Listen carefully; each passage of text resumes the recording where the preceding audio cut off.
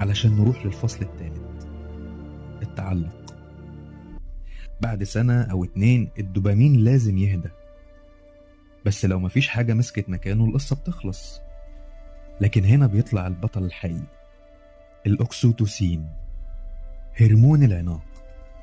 بيطلع إمتى بقى؟ بيطلع في حضن، في لمسة، في نظرة طويلة في العين. هو ده اللي بيقول للمخ ده أمان، ده بيت، هنكمل معاه.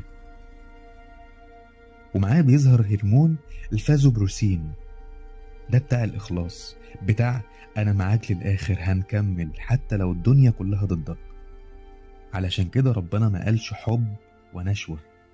قال تعالى في سورة الروم: بسم الله الرحمن الرحيم: ومن آيته أن خلق لكم من أنفسكم أزواجا لتسكنوا إليها وجعل بينكم مودة ورحمة إن في ذلك لآيات لقوم يتفكرون.